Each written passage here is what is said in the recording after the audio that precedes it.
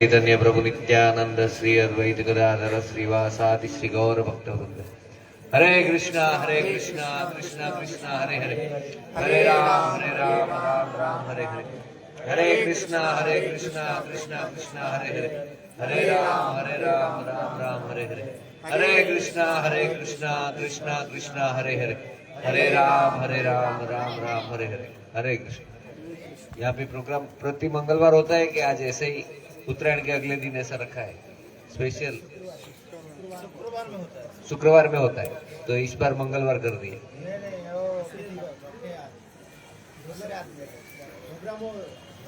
रखा है, किसी ने स्पेशल रखा है। अरे बोल, तो ऐसा कुछ स्पेशल मोमेंट हो तो मुझे बता देना, मतलब कुछ कोई लड़का पैदा हुआ है या कोई गुजर गया ऐसा कुछ, क्योंकि मुझे भवभैयारी प्रभु भेजते हैं, जहाँ पे कोई शरीर छोड़ देता है वहीं पे भेजते रहते हैं।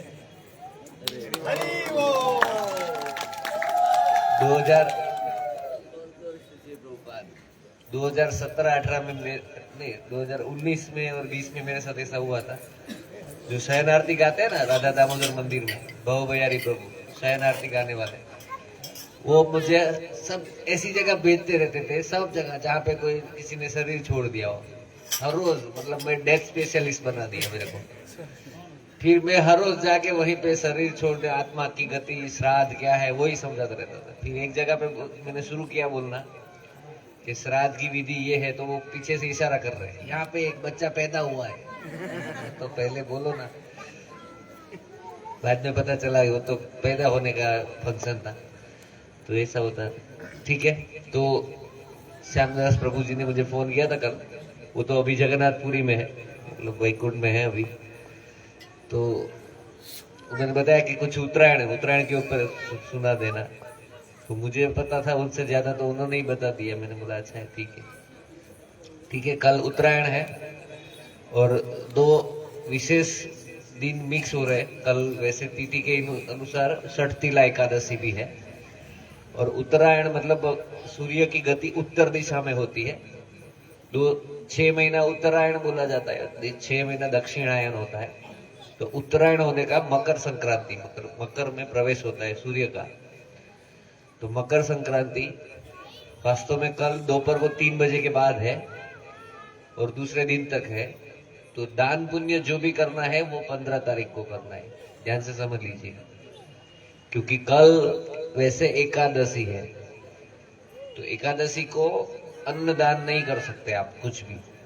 अगर आप मकर संक्रांति का जो हर बार दान पुण्य करते हैं, सीधा सामग्री ब्राह्मणों को देते हैं कुछ भी, तो वो दान देना भी वर्ज्य है, अन्न का दान देना भी निषेध है। तो कल एकादशी है। वास्तव में मकर संक्रांति शुरू होता है दोपहर को 3 बजे के बाद में दान का, लेकिन कल एकादशी है इसलिए कल नहीं देना चाहिए। और 15 तारीख का सुबह का मुहूर्त एकदम सही है। 15 तारीख को हो सके तो 8 बजे से पहले सुबह सुबह कर दीजिए, आपको जो भी, या संकल्प कर लीजिए। फिर दान पूरे दिन में कभी भी दे सकते हो, संकल्प सुबह 8 बजे से पहले कर लीजिएगा कि आपको जो भी दान देना हो। हाँ, गाय को घास खिलाने में या गाय को रोटी खिलाने में कोई प्रॉब्लम नहीं है। एकादशी सिर्फ 80 लाख योनि के लिए है, बराबर है ना। एकादशी है वो 80 लाख योनि के लिए, हमारे लिए है, 80 लाख योनि के लिए नहीं है। 4 लाख मनुष्य योनि के लिए ही है एकादशी, 80 लाख योनि के लिए नहीं है। तो आप गाय को भी वो गेहूं का रोटी नहीं खिला सकते या चावल नहीं खिला सकते, ऐसा नहीं है, ठीक है। 80 लाख योनि के लिए कोई भी व्रत नियम नहीं है, एकादशी के लिए नियम भी उनके लिए नहीं है, सिर्फ 4 लाख मनुष्य योनि के लिए है, ठीक है। 84 लाख योनि तो आप सब उड़िया से हो, तो जगन्नाथ जी के फैमिली से हो, तो आपको मुझे वो सब सिखाने की तो जरूरत है ही नहीं। आप लास्ट आखिरी 3-4 जन्म बाकी रहते हैं ना, तभी जगन्नाथपुरी से या उसमें पैदा होते हैं या उड़िया पैदा होते हैं, पता है, बहुत नजदीक होता है। 4 लाख मनुष्य जन्म आता है, 9 लाख जलचर योनि, 11 लाख कीटक योनि, 20 लाख वनस्पति योनि, 30 लाख पशु योनि, 10 लाख पक्षी योनि, फिर 4 लाख मनुष्य योनि होता है। वो 4 लाख मनुष्य योनि में भी 3.5 लाख 4.25 लाख जन्म हो जाएगा, बाद में 20-25 हजार जन्म बाकी रहेगा, तब भारत में जन्म मिलता है।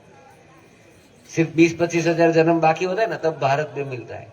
और आखिरी 100-200 जन्म होता है ना, तब जाके उड़ीसा में जन्म मिलता है। और उसमें भी सिर्फ 4-5 जन्म ही बाकी रहता है ना, तब जगन्नाथपुरी के अंदर जन्म मिलता है, पता है, कलयुग में। क्योंकि सतयुगे बद्रीनाथ धाम, त्रेता युगे रामेश्वर धाम, द्वापर युगे द्वारिकापुरी धाम, कलयुगे जगन्नाथपुरी धाम। कलयुग में जगन्नाथ जी साक्षात है। तो इसलिए 84 लाख योनि में 4 लाख मनुष्य योनि के लिए एकादशी का व्रत पालन है। तो कल, इसलिए कल कोई भी आप, हाँ, गौ सेवा कर सकते हो, लेकिन साधु सेवा में जो भी आपको अन्नदान करना है वो 15 तारीख को सुबह करना है। ठीक है, तो कल छठ तिला एकादशी है, तो थोड़ा हम एकादशी के बारे में भी सुनेंगे, थोड़ा उत्तरायण के बारे में भी सुनेंगे, और जो चल रहा था अभी पिछला का महीना, इसलिए सभी जगह पे वही लेक्चर चल रहा था। कौन सा? Book distribution. प्रभुपाद जी ने हमको पूरे साल का शेड्यूल दे के रखा है कि भाई जैसे शेड्यूल शुरू होता है वैसे नित्यानंद त्रयोदशी से नया साल में शुरू होता है। शुरुआत में कोई फेस्टिवल नहीं आता है।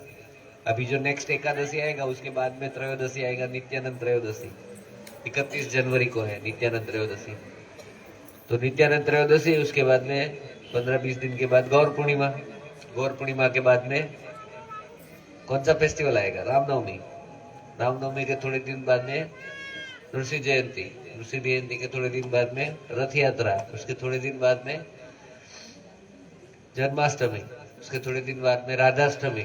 उसके थोड़े दिन बाद में थोड़ा श्राद्ध के दिन शुरू हो जाता है, वो चला जाता है, तो दामोदर महीना शुरू हो जाता है। तो ये पूरे फेस्टिवल ही दिया है प्रभुपाद जी ने, रेगुलर फेस्टिवल दिख के रखा है। और आप सब लोग भी अगर यहाँ पे भी बैठना है तो बहुत मुश्किल नहीं है। आप सब लोग, माता जी भी माता जी का लेक्चर दे सकते हैं, प्रभु जी आप भी लेक्चर, कोई मुश्किल नहीं है। आप 10-15 लेक्चर याद रखें। पता है ये कोई वक्ता बनना, कोई, प्रभुपाद जी ने बहुत मस्त शेड्यूल दे के रखा है। आप 2-3 लेक्चर चैतन्य महाप्रभु के याद कर लो, नित्यानंद प्रभु के। तो नित्यानंद त्रयोदशी के 10-15 दिन पहले वो बोलते रहने का 2-3 लेक्चर, जहां पे हो वो रिपीट कर देने का। फिर बाद में 1-2 लेक्चर चैतन्य महाप्रभु के। नित्यानंद त्रयोदशी के बाद में गौर पूर्णिमा के बीच में वो लेक्चर देना है। बाद में 2-3 लेक्चर याद रखो रामचंद्र भगवान के, रघु राजा, रघुकुल, वो 2-3 लेक्चर देते रहोगे तो रामनवमी आ जाएगा। बाद में नृसिंह भगवान के 2-3 लेक्चर याद कर लो, ठीक है। तो नृसिंह जयंती से पहले वो 2-3 लेक्चर दे दो, वैशाखी पूर्णिमा। उसमें अगर आप वृंदावन चाहे गए हो तो राधा रमन के प्राकट्य वगैरह कर सकते हैं, क्योंकि नृसिंह जयंती के दूसरे दिन राधा रमन प्राकट्य है। राधा रमन पता है ना सबको, छोटे से है, इतने छोटे से, कभी व्रज को छोड़ के बाहर नहीं गए। तो हो गया, तो उसके बाद में तो आपको कुछ बोलने की जरूरत ही नहीं है, जगन्नाथ जी का तो सब पता ही है। तो 2-3 लेक्चर जगन्नाथ जी के याद कर लो, रथ यात्रा, फिर रथ यात्रा होने के बाद रिटर्न बहुड़ा यात्रा, सोनावेश सब। उसके बाद में 2-3 लेक्चर जन्माष्टमी, कृष्ण भगवान का तो पता ही है। बाद में 1-2 लेक्चर राधा जी के, राधाष्टमी, 1-2 लेक्चर श्राद्ध के। बस 15-20 लेक्चर याद कर दो, आप वक्ता बन जाओगे, सेकंड मूर्तिमान। अरे कृष्ण। तो ठीक है, तो हम थोड़ा उत्तरायण के बारे में भी सुनेंगे, और बाद में अब जो चल रहा है वो, मतलब ये बुक मैराथन कंप्लीट हो गया। 15 नवंबर से लेके 15 जनवरी तक हमको बुक डिस्ट्रीब्यूशन करना है, ऐसा अभी बोल के रखा है हमारे जीबीसी ने। इस्कॉन जीबीसी, जो गवर्निंग बॉडी कमीशन बोलते हैं। पहले 1 दिसंबर से 31 दिसंबर महीना हम बुक डिस्ट्रीब्यूशन करते थे, लेकिन अब उसको ज्यादा बढ़ा दिया है, 15 नवंबर से लेके 15 जनवरी तक। तो अभी 2-3 दिन कर सकते हैं। बाद में नित्यानंद त्रयोदशी आ रहा है, तो चैतन्य महाप्रभु के बारे में सुनना चाहिए। तो एक श्लोक में वो भी सुना दूंगा, ठीक है। किसी का कोई प्रश्न हो तो फिर बीच में पूछ सकते हैं, या किसी को कोई स्पेशल कुछ सुनना हो तो मुझे बाद में बता सकते हैं। पहले 2-3 चीजें जान लेते हैं, एक एकादशी के बारे में, उत्तरायण के बारे में, और भगवत गीता के बारे में, डिस्ट्रीब्यूशन के बारे में। हरे कृष्णा हरे कृष्णा हरे कृष्णा कृष्णा कृष्णा हरे हरे, हरे राम राम राम हरे हरे, हरे कृष्णा कृष्णा कृष्णा हरे हरे, हरे राम राम राम हरे हरे, हरे कृष्णा कृष्णा कृष्णा हरे हरे, हरे राम राम राम हरे हरे। मतलब कोई सो नहीं गया ना, इसलिए फिर से बुला दिया। तो कल एकादशी कौन सा है? षट तिला एकादशी, षट षट मतलब 6। कल तिल का 6 प्रकार से प्रयोग करना चाहिए, बहुत इंपॉर्टेंट है। सिर्फ तिल वाले पानी से स्नान करने से आपके पुण्य कट जाते, पता है। जो व्यक्ति प्रतिदिन तिल वाले पानी से स्नान करता है उसको नरक में नहीं जाना पड़ता है, यहां तक लिखा है। काले तिल का भी स्पेशल महत्व है और सफेद तिल का भी स्पेशल महत्व है। हाँ, कल सफेद तिल भी यूज होते हैं, हवन वगैरह में हम काले तिल यूज करते हैं, सफेद भी यूज करते हैं, लेकिन स्पेशल है उसका सब विभाजन है, कौन कौन से हवन में कैसे कैसे होता है। कि तिल है वो हविष्य है, तिल के बगैर आपका कोई यज्ञ कंप्लीट नहीं होगा, इतना महत्वपूर्ण है। एक बात आप ठीक से याद रख लो, तिल हम सिर्फ कल की एकादशी को खा सकते हैं, दूसरी और कोई एकादशी में तिल नहीं खा सकते, ठीक है।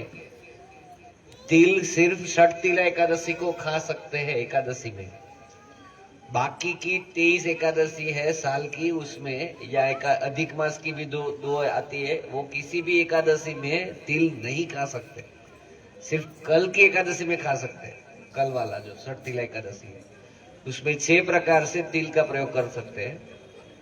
तिल खा सकते हैं, तिल का उपटन लगा सकते हैं, तिल वाले पानी से स्नान कर सकते हैं, तिल का हवन कर सकते हैं, तिल का दान दे सकते हैं, तिल का दान ले सकते हैं, ठीक है। कल तिल का दान भी करना चाहिए, तिल से होम हवन करना चाहिए, तिल वाला उपटन लगाना चाहिए, तिल को चूरा करके जो उपटन लगाते, आजकल तो हम सब साबुन लगाने लगे, साबुन शैम्पू, पहले ऐसा नहीं था, ठीक है। तिल का उपटन लगा के स्नान करना चाहिए, सबसे अच्छा है सुबह तिल का उपटन लगाओ, फिर तिल वाले पानी से स्नान करो, फिर तिल का भोग लगा के तिल का प्रसाद बांटो, तिल दान में दो। आप भी तिल कल ले सकते हो और तिल का हवन करो, ये 6 प्रकार से, इसको बोला जाता है षट तिला एकादशी। मतलब आप तिल का कल 6 प्रकार से सेवा कर सकते हो, ठीक है। तो कल करना चाहिए, और कल के दिन तिल हम खा भी सकते हैं एकादशी पे, बाकी और किसी एकादशी में तिल वर्ज्य है, क्योंकि तिल है उसका 2 पार्ट होता है ना, 2 पार्ट होता है, वो अन्न में आ जाता है। अन्न मतलब वो क्या बोलते हैं, कठोल, प्रोटीन वाला। किसको कठोल क्या बोलते हैं, कठोल को आप क्या बोलते हैं उड़िया में, मग दाल वगैरह को क्या बोलते हैं, कठोल को मुझे पता नहीं, उड़िया सीखना है मुझे, क्या बोलते हैं उड़िया में, जो दाल बोलते हैं वो सब क्या बोलते हैं, खड़ा दाल बोलते हैं, खड़ा दाल ऐसा बोलते हैं, दाल को दाल ही बोलते हैं, लेकिन कठोल गुजराती में हम कठोल बोलते हैं, जैसे मग चना सिंग वो सब कठोल में आता है। जाई बोलते हैं, जाई मतलब जाई में सब कुछ आ जाता है। अच्छा ठीक है, बाकी स्पेशल एक बार मैं आऊंगा उड़िया सीखने के लिए आऊंगा, मुझे सिर्फ उड़िया में 2-3 चीज ही पता है। तो वो ज्यादा प्रोटीन वाला होता है, कठोर बोलते हैं, वो वैसे वर्ज्य है एकादशी में, लेकिन कल के दिन जिसका 2 पार्ट होता है उसको कठोर बोलते हैं। किसी भी चीज का 2 पार्ट हो सकता है ना, मतलब देखो सिंग का 2 पार्ट होता है, चने का 2 टुकड़ा हो सकता है, मूंग का 2 टुकड़ा होता है। जो अनाज किसको बोलते हैं, धान किसको बोलते हैं, जिसका टुकड़ा नहीं हो सकता। गेहूं का टुकड़ा होगा, चावल का टुकड़ा होगा, नहीं होगा, बाजरी का टुकड़ा होगा, नहीं होगा। ये सीखना चाहिए, बचपन में सिखाते थे, लेकिन अभी सब इंग्लिश स्कूल में ये सब नहीं सिखाते। ये सीखना चाहिए। फिर कौन अंडा देगा, कौन बच्चे को पैदा करेगा, ऐसा भी सिखाते, पता है। जिसके कान होते हैं वो उसके बच्चे होते हैं, जिसके कान की जगह डॉट होता है उसका अंडे होते हैं।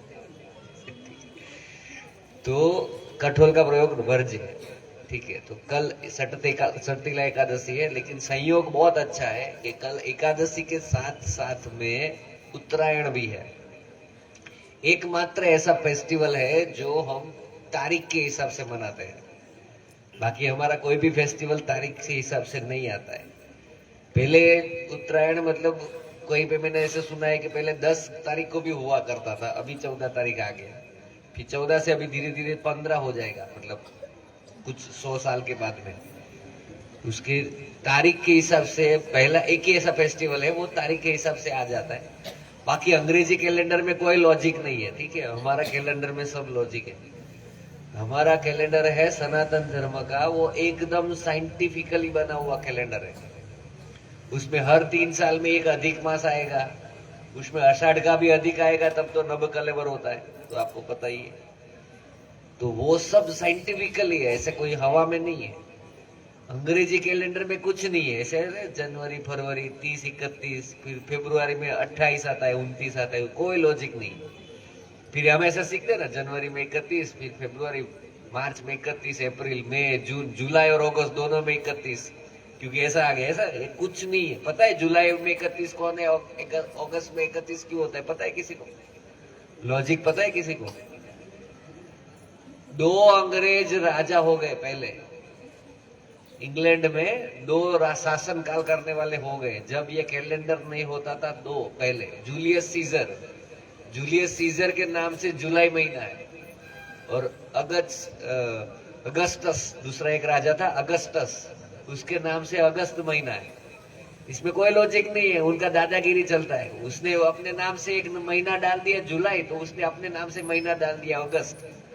तो जुलाई में उसने 31 दिन डाले, तो दोनों के बीच में झगड़ा हुआ।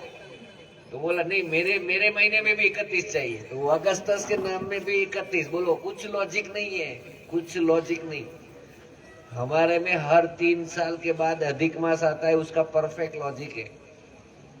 उसके ऊपर से कुंभ, महाकुंभ, अर्धकुंभ। आप कैलेंडर सीखो ना, आपको अगर कैलेंडर भी सीखना हो ना तो 15 दिन लगेंगे सनातन धर्म में कैलेंडर सीखने के लिए।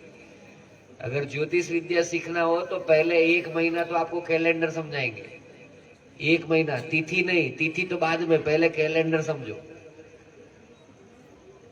जब अमृत कलश निकला था कुंभ, उस कुंभ को नीचे पृथ्वी पे वो गिरा, और कहां कहां पे वो स्पर्श किया और कैसे वो लुढ़का, वैसे कहां कहां पे लुढ़का। उज्जैन में पड़ा, फिर काशी, फिर जहां पे ये प्रयागराज, जहां जहां पे ये होता है महाकुंभ होता है, वो 4 जगह पे वो गिरा था। और उसके हिसाब से सूर्य के आजू बाजू जब अब पृथ्वी जो परिभ्रमण कर रहे हैं, उसके हिसाब से, गणना के हिसाब से चलता है, ऐसे हवा में नहीं है। ठीक है, कुंभ के ऊपर एक बुक भी है पूरा। पिछले साल तो महाकुंभ में बहुत पैसे कमा लिए इंडियन गवर्नमेंट ने, और पूरा जीडीपी चेंज कर दी। ठीक है, इस साल भी चालू है, अभी कल्पवास चालू है, मतलब माघ महीना बोलते हैं ना। माघ महीने में सुबह 4 बजे उठ के स्नान करना चाहिए। ये मेरी बात कर रहा हूँ, आपकी नहीं, क्योंकि मैं लेट उठता हूँ इसलिए। सुबह 4 बजे उठ के स्नान करना चाहिए। इसको कल्पवास बोलते हैं, पूरा महीना, माघ महीना अभी चल रहा है वो। इसलिए इस महीने में भगवान का भजन करने का विशेष महत्वपूर्ण है। और कल मकर संक्रांति है, मतलब सूर्य राशि का मकर राशि में प्रवेश होता है। ये इतना शुभ माना जाता है कि सारे देवी देवता इस 6 महीने में अलर्ट, एक्टिव होते हैं, और बाकी के 6 महीने में एक्टिव नहीं होते। भीष्म पितामह ने अपना शरीर छोड़ा उत्तरायण के दिन, क्यों है, उसका रीजन है। तो 450 साल तक जिए, फिर भी छोड़ा शरीर, छोड़ा किस दिन छोड़ा? उत्तरायण के दिन छोड़ा। उतने दिन तक वो कितना कष्ट सहन किया था। उसके पूरे शरीर में 1 इंच का जगह नहीं था, इतने बाण लगे थे पूरे बॉडी में। वो सहन करते हुए पड़े थे उधर। क्यों? क्योंकि उनको उत्तरायण के दिन शरीर छोड़ना था। उनको इच्छा मृत्यु का वरदान था ना। किसने दिया था इच्छा मृत्यु का वरदान उनको? किसने दिया था? नहीं, पांडु उनके पिता नहीं थे। उनके पिता बराबर है, शांतनु महाराज। ठीक है, देखो ये भीष्म पितामह भी जबरदस्त के उन्होंने ऐसा प्रतिज्ञा ले लिया। उनके पिताजी भी उससे भी आगे इच्छा मृत्यु का वरदान दे दिया। बोलो, जबरदस्त। अभी कोई दे सकता है वरदान? कलयुग में 2 चीज वर्जित है, पता है? आप अगर चाहो तो किसी को वरदान नहीं दे सकते, और अगर आप चाहो तो किसी को श्राप भी नहीं दे सकते। वो कलयुग से बंद कर दिया। पहले दे सकते थे, अच्छा है नहीं दे सकते, वरना तो हर रोज 2-3 श्राप दे दे घर के अंदर ही। पति पत्नी एक दूसरे को 200-200 श्राप दे के बैठ जाए। सुबह से लेकर शाम तक 3-4 श्राप तो ऐसे ही लगा देते। कलयुग में कोई किसी को श्राप नहीं दे सकता। कलयुग में कोई किसी को वरदान नहीं दे सकता। ये वर्जित कहां तक था? द्वापर युग तक। द्वापर युग कलयुग कब शुरू हुआ? ये भी पता है? किसी को पता है कलयुग कब शुरू हुआ? कौन से तारीख को? 1 जनवरी को कलयुग शुरू हुआ? ये नए साल के दिन कलयुग शुरू हुआ? कौन से दिन शुरू हुआ था, पता है किसी को? ये कोई बोल सकता है ना कि ये तारीख जब सूर्योदय हुआ तब से कलयुग शुरू हुआ? कब से शुरू हुआ, पता है किसी को? शास्त्र के हिसाब से जिस दिन भगवान श्री कृष्ण ने इस धरातल से अपना लीला पूर्ण किया, बालका तीर्थ में, वहां पे हमने शरीर मतलब अपना लीला पूर्ण करने का जो उन्होंने लीला किया, आखिरी लीला, और उसके 7 दिन के बाद पूरी द्वारका नगरी डूब गई। तो जिस दिन भगवान ने बालका तीर्थ में अपनी लीला को पूर्ण किया, उसका दूसरा दिन जो हुआ, उस दिन से कलयुग शुरू हुआ। क्योंकि जब तक भगवान इस पृथ्वी पे उपस्थित थे, कलयुग की ताकत नहीं थी आ सके। ये फिक्स है कि कलयुग कब शुरू होना बोल सकते हैं, जिस दिन भगवान ने अपना लीला पूरा किया, उसके दूसरे दिन जो सूर्योदय हुआ, वहां से कलयुग शुरू हुआ। फिर परीक्षित महाराज को कलयुग मिला, वैसा भागवतम में आता है ना शुरुआत में, कि एक शूद्र व्यक्ति है लेकिन राजा का पोशाक पहन के उसने उनको देख लिया, पूछ लिया कि तुम कौन हो? तो उसने बताया मैं कलयुग हूं, क्योंकि कलयुग प्रवेश कर चुका था, कलयुग शुरू हो गया था परीक्षित महाराज के सामने। तो कब से शुरू हुआ? जब भगवान ने अपना लीला पूरा किया, उसके दूसरे दिन से कलयुग शुरू हुआ। कब कल की अवतार का जन्म होगा वो भी पता है, सब कुछ प्री डिफाइंड है। देखो कलयुग में कल की अवतार का जन्म होने वाला है, वो तो सबको पता है ना, लेकिन कब शुरू? पिछले 2-3 साल में 4-5 कलयुग वो कल की अवतार आके चले भी गए, नहीं न्यूज में आता था। अपने वो पुणे गांव में भी एक आया था कल की अवतार, फिर पता नहीं 2-3 महीने में भाग गए। ऐसे कई कई, दिल्ली में भी था, वो महाराष्ट्र में भी 2-3 कल की अवतार आके चले गए। कल की अवतार कब आएगा ना, वो भी लिखा हुआ है, उसमें माता पिता भी लिखे हुए हैं, बिहार के सांभल गांव में है, वो भी सब लिखा हुआ है। लेकिन कब आएगा वो भी लिखा है, किस दिन कलयुग का जन्म होगा, किस दिन कलयुग मारना शुरू करेंगे सब लोगों को, वो भी लिखा है। सब कुछ प्री डिफाइंड। अभी पूरे पृथ्वी में कोई भी ऐसा क्षण पसार नहीं होता है जब भगवान का नाम नहीं लिया जा रहा हो। मतलब पूरा जो हमारा पृथ्वी का गोला है, उसमें कहीं ना कहीं भगवान का नाम कोई ना कोई ले रहा है, ठीक है? 24 घंटे कोई ना कोई भगवान का नाम ले रहा है। एक क्षण भी ऐसी नहीं जा रही कि भगवान का नाम कोई नहीं ले रहा हो। मतलब पूरे के पूरे पृथ्वी में अभी कितने लोग हैं पता है? जनसंख्या कितनी है? 700 करोड़ लोग रहते हैं पूरे पृथ्वी में, पूरे पृथ्वी के गोले में 700 करोड़ लोग रहते हैं। भारत में 150 करोड़ है, सिर्फ भारत में ही। भारत और चीन में पूरी दुनिया के आधे तो भारत और चीन में ही है, बाकी सब लोगों को थोड़े थोड़े दे दिए। 700 करोड़ है, उसमें से सब लोग कहीं ना कहीं भगवान का नाम ले रहे हैं, ठीक है? यहाँ पे भी प्रभु जी कोई ले रहा है, फिर घर पे कोई ले रहा है, रात को हम रात को सो जाएंगे जो, तो जहाँ पे दिन होगा वहां पे लोग नाम लेते होंगे। तो पूरी पृथ्वी में कहीं ना कहीं भगवान का नाम लिया जा रहा है। लेकिन जो क्षण ऐसा पसार होगा, जो पहला ऐसा क्षण आएगा कि जिस दिन, जिस क्षण में किसी भी जगह पे भगवान का नाम नहीं लिया जाएगा, उस क्षण कल की प्रवेश करेगा। तब तक कल की प्रवेश नहीं कर सकता।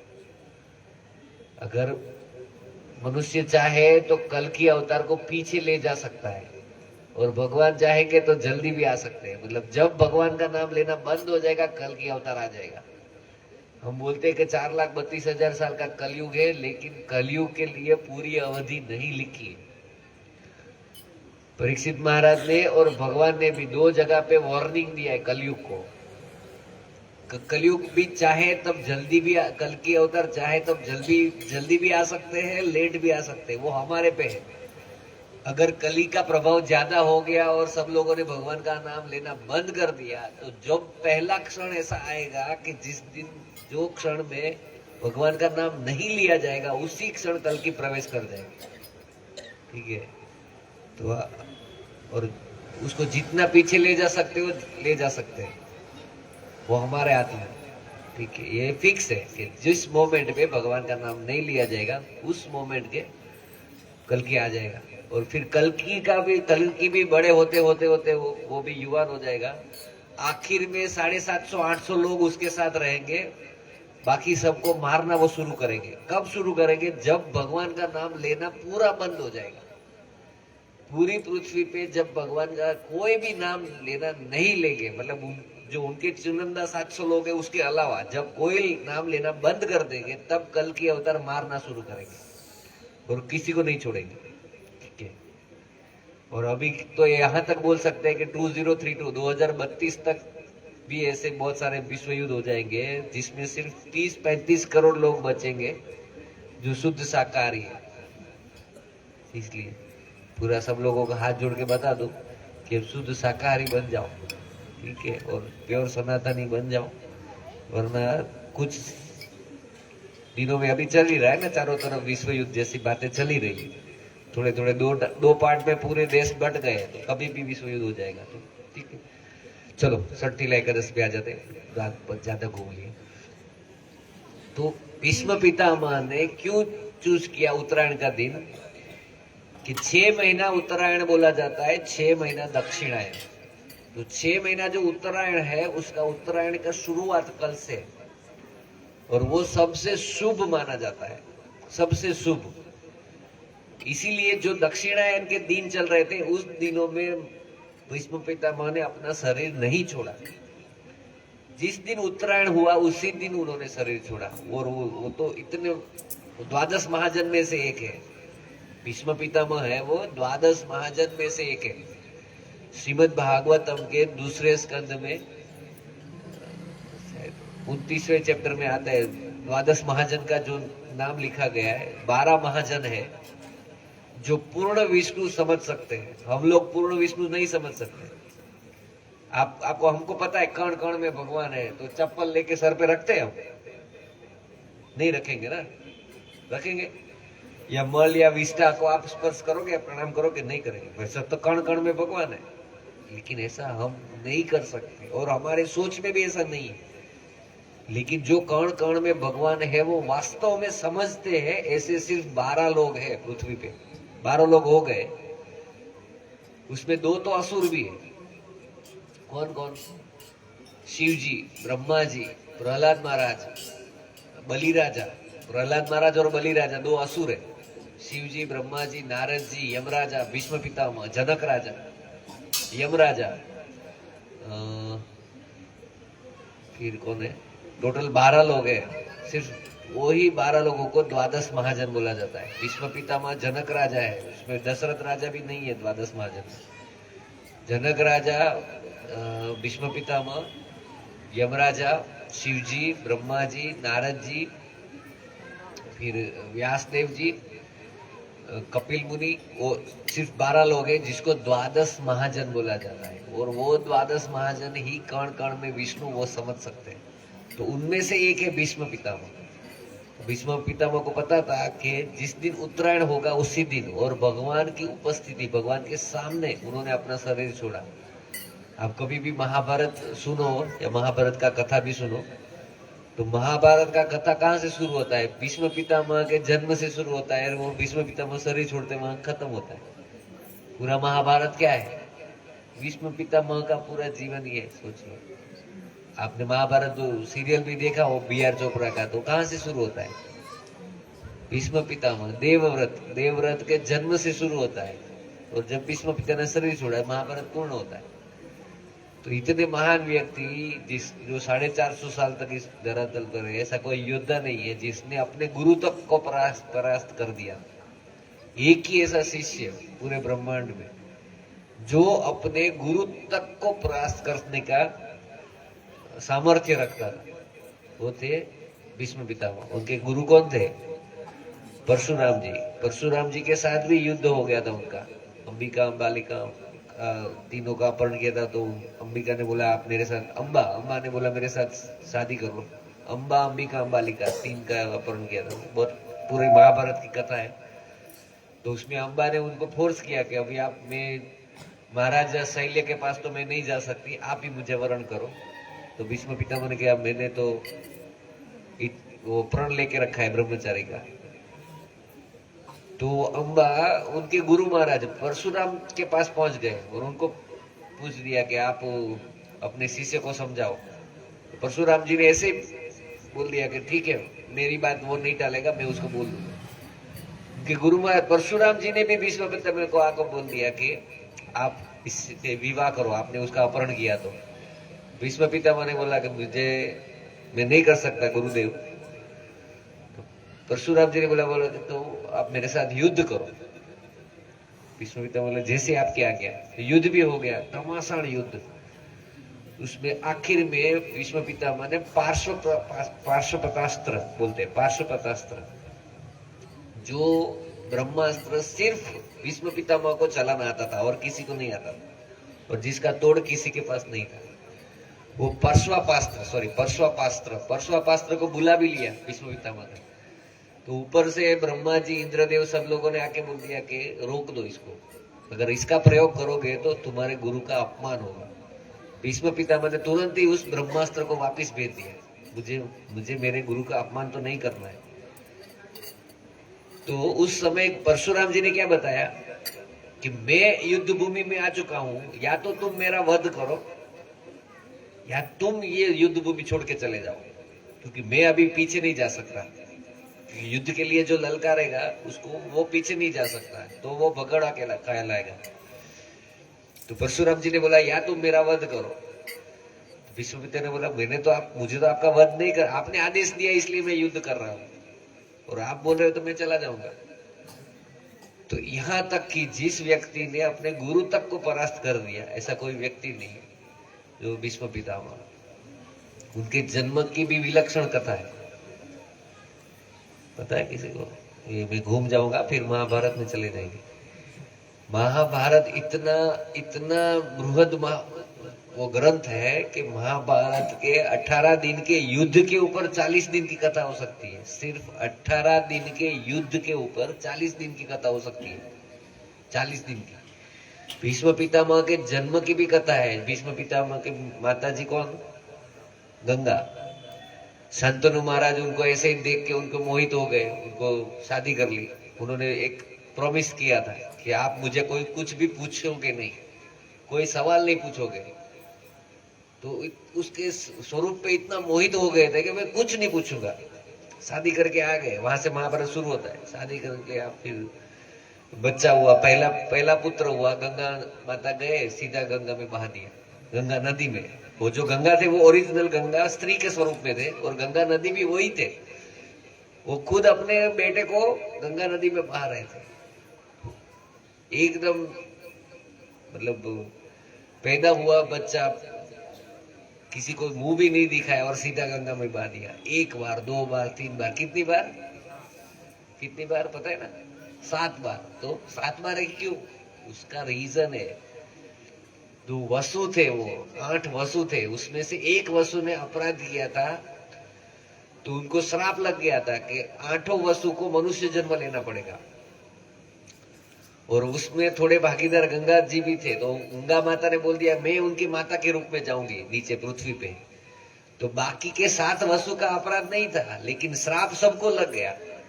तो बाकी के 7 वसु को मनुष्य जन्म में से तुरंत निकल जाए, इसलिए वो उनको बहा रहे थे गंगा में, क्योंकि गंगा में बहाने से वो तुरंत मुक्त हो जाएंगे। इसीलिए 7 को मुक्त कर दिया। लेकिन जब 8वीं बार वो बहाने गए तो महाराजा शांतनु से नहीं रहा गया, और उन्होंने पूछ लिया, क्योंकि पूरे राज्य में सब लोग तू कर रहे थे कि कैसी सुंदर दिख रही है, लेकिन ये महाराजा शांतनु की पत्नी है, वो तो उल्टा है, डायन है, बहुत कुछ सुना रहे थे, बहुत कुछ। वो गंगा माता एकदम शांति से, सब उनको भी सब पता चल रहा था वो, लेकिन वो जवाब नहीं दे रहे थे, क्योंकि वो जवाब देंगे तो वो श्राप को रोक नहीं पाएंगे। इसलिए 7 वसु को श्राप में से मुक्त करने के लिए 7 बच्चों को बहा दिया। उसको श्राप कैसे लगा वो भी दूसरी कथा है, वो मैं नहीं कर रहा हूँ, वरना बहुत चले जाएंगे हम, फिर वापिस अमरोली में आना पड़ेगा। वहां कहाँ चले जाएंगे। तो 7 वसु है, उसमें से जिस एक वसु ने अपराध किया था वो 8वां वसु था, और उनको जब बहाने गए तो शांतनु महाराज ने उनको रोक लिया कि इनको मत बहाओ, ये क्या कर रहे हो। तो जैसे रोक लिया तो गंगा माता ने बोल दिया था कि जब मुझे आप कुछ पूछोगे तो मैं चली जाऊंगी। तो तुरंत ही वो बच्चे को लेके चले गए।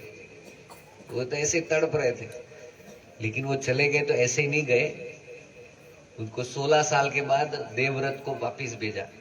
देवव्रत को साथ में ले गए थे और उनको इतना विद्या सिखा दिया था, गंगा माता अपने साथ ले गए थे।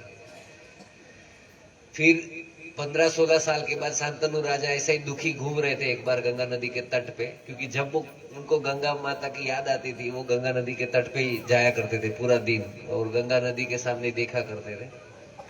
तो एक बार उन्होंने क्या देखा कि एक नवयुवान है वो पूरे गंगा नदी का बहाव रोक देता था बाणों के से, बाण से। एक बाण चलाता था, गंगा का बहाव रुक जाता, फिर दूसरा बाण उसको फिर चालू कर देता, कहीं पे भी जब चाहे वहां पे गंगा का बहाव रोक देता था। ऐसी विद्या तो शांतनु राजा को भी लगा कि अरे बाप रे। और शांतनु राजा को ऐसे वैसे राजा नहीं थे, वो इतने प्रतापी राजा थे। जो अपने बच्चे को इच्छा मृत्यु का वरदान दे सके वो कैसा राजा हो गया? कोई आलतू फालतू तो नहीं होंगे ना। तो उन्होंने देखा कि कोई व्यक्ति, कोई लड़का है वो पूरे नदी का बहाव रोक देता है, तो तुरंत वो देखने गए कौन है। उसने देखा एकदम नवयुवान 16 साल का। वो देख के उनको एकदम प्रसन्नता हो गई। तब पीछे गंगा माता आए और उन्होंने बोला ये आपका ही बेटा है देवव्रत। वहां से शुरू होता है महाभारत। फिर उन्होंने शरीर छोड़ा उत्तरायण के दिन, क्योंकि वो सबसे श्रेष्ठ दिन माना जाता है।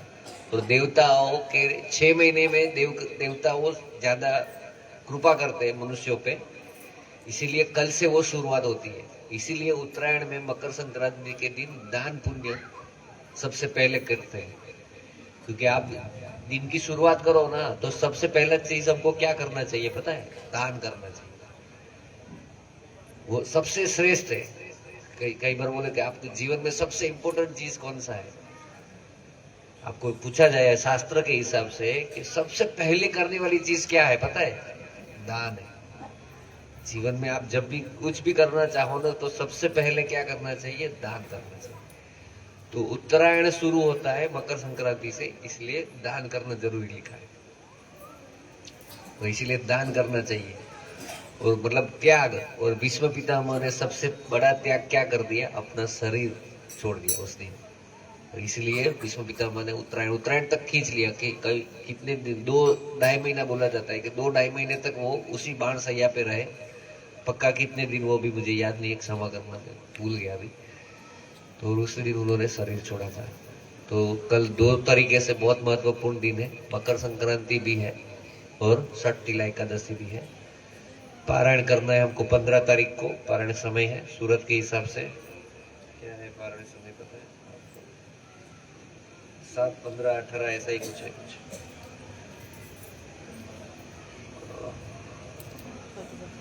7 और 18 से 10:58, 7:18 से लेके 10:58 को गुरुवार को, बृहस्पति गुरुवार के दिन हमको उस दिन पारायण करना है। कल पूरा दिन एकादशी। हो सके तो निर्जला, नहीं हो सके तो जल जला।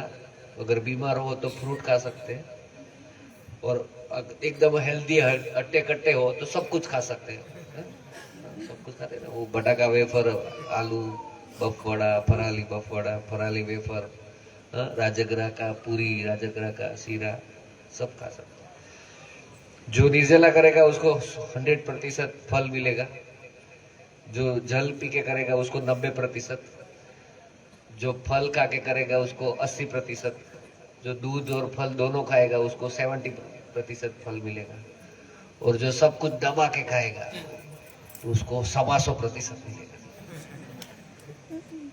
ये मैंने बाद में बोलना शुरू किया, क्योंकि मुझे बार बार निर्जला का बोलता हूँ तो मुझे कई लोग बोलते हैं आप एकादशी की बात मत करो। एकादशी पे निर्जला रहना वो भी साइंटिफिकली बहुत अच्छी बात है। 15 दिन में अगर आप एक दिन निर्जल रहते हो तो आपको कैंसर वगैरह बीमारियां नहीं होगी। ठीक है, साइंटिफिकली प्रूव है। हर 15 दिन में एक दिन आपको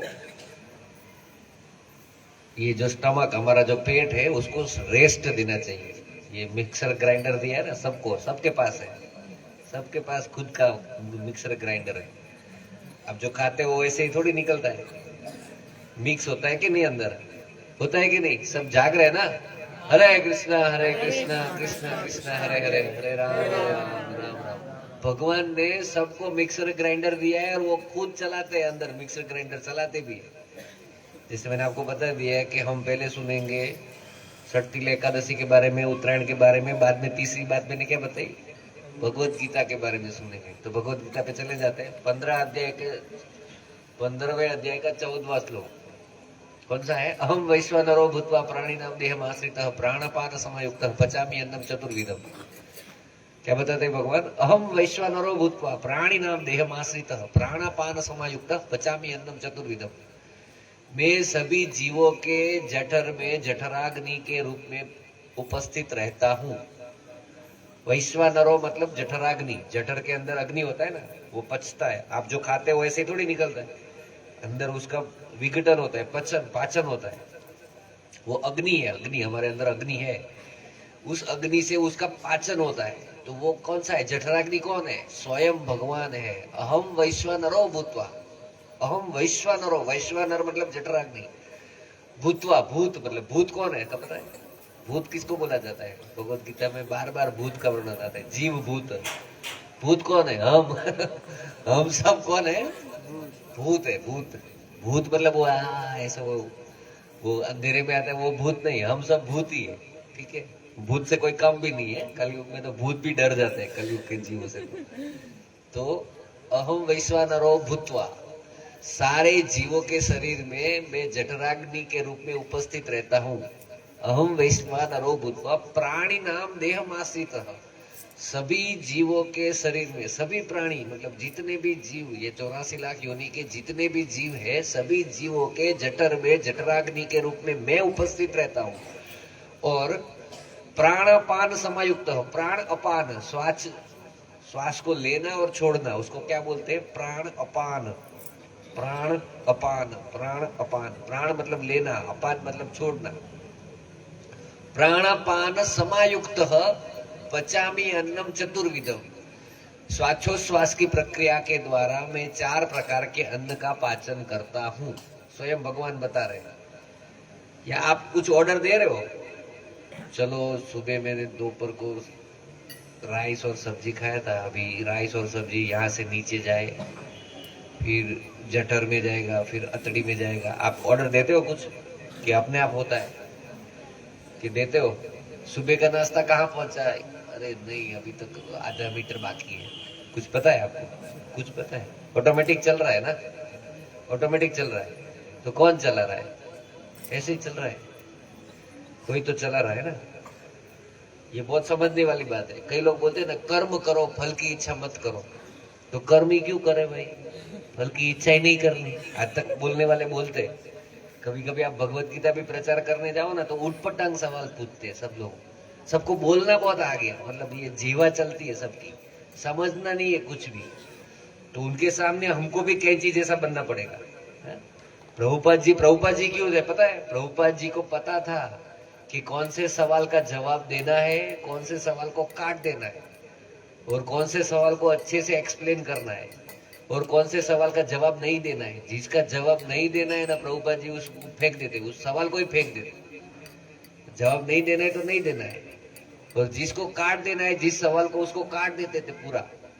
एक अमेरिका में एक पत्रकार ने प्रभुपाद जी को पूछ लिया ऐसे मजाक करते हुए, क्या क्या सब all gods are born in India only, मतलब सारे जो भगवान है वो आपके भारत में जन्म लेते हैं। हमारे रसिया, अमेरिका या यूके, लंदन में कोई भगवान जन्म नहीं ले रहा, सब भारत में जन्म लेते हैं। आपका खुद का बनाया हुआ भगवान है सब। प्रभुपाद जी ने सीधा उसको मुंह पे सबके सामने ऐसा जवाब दे दिया, if you want Ram you should have Dasharath, you should have Kaushalya, if you want Krishna you should have Vasudev Devaki. अगर आपको रामचंद्र भगवान चाहिए तो दशरथ राजा और कौशल्या माता जैसे माता पिता होने चाहिए। अगर आपको कृष्ण चाहिए तो वसुदेव देवकी जैसे माता पिता होने चाहिए। आपके वहां पे तो जोसेफ और मार्टिना 6-6 महीने में बदलते रहते हैं। 6 महीने पत्नी का नाम जो मार्टिना होगी, फिर 6 महीने के बाद किसी जेसिका के साथ घूम रहा होगा। ऐसे थोड़ी भगवान है, भगवान ऐसे नहीं आते।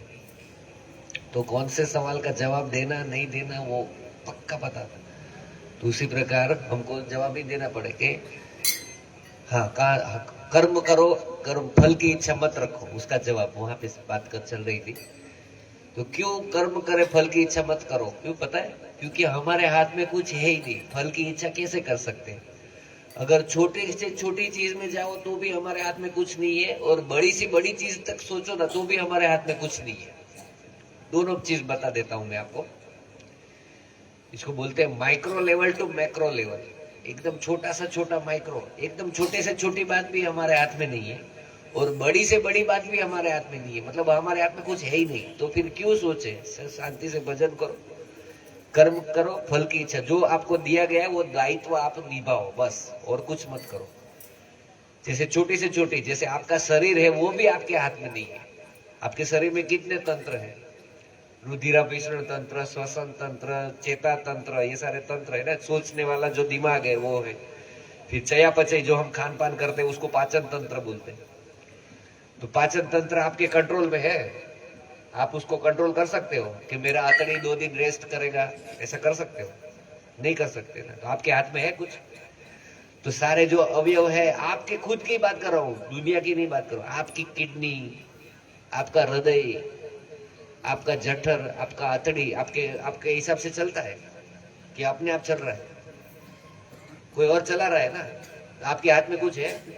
वो आतड़ी के अंदर जो स्नायु है वो अभी आपके हाथ में है? उसके अंदर और अंदर जाओ तो जो कण है, उसके अंदर परमाणु है, एटॉम, प्रोटॉन, न्यूट्रॉन, इलेक्ट्रॉन, वो क्या आपके हाथ में है? नहीं है ना। तो आपके हाथ में आपका शरीर भी नहीं है तो क्या आप सोचोगे? हाँ? एकदम नीचे तक गए, एकदम नीचे।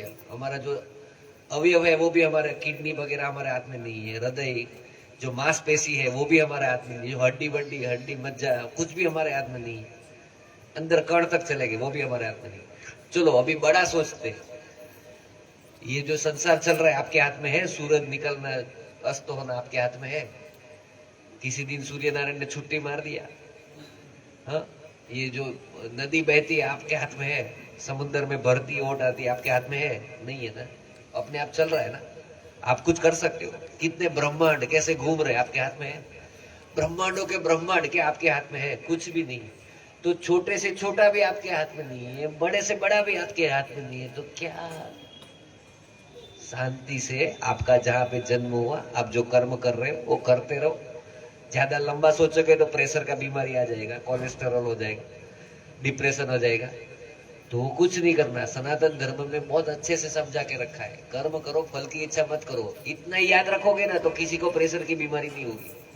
लेकिन वो हम याद नहीं करते, इसलिए सब बीमारी आती है। पता है, पहले गुरुकुल में बच्चे पढ़ते थे ना तो कोई दवाई नहीं खाते थे, क्योंकि उनको पढ़ाया ऐसा जाता था कि कोई बीमारी आएगा ही नहीं। ये सारी आधा से ज्यादा बीमारी तो मत्सर्य से है। पता है 6 बीमारी है, शास्त्र के हिसाब से 6 बीमारी है। काम, क्रोध, लोभ, मोह, मद और मत्सर्य। कैंसर किससे होता है? मत्सर्य से होता है। मुझे भगवत गीता में और अंदर जाना है इसलिए बता रहा हूँ, इसे हवा में बात नहीं कर रहा हूँ। सब लोग जाग रहे हैं ना। हरे कृष्णा हरे कृष्णा। किसको परेशानी हो रहा, कोई प्रश्न हो तो पूछ लेना बीच में, तुरंत हाथ उठा करके।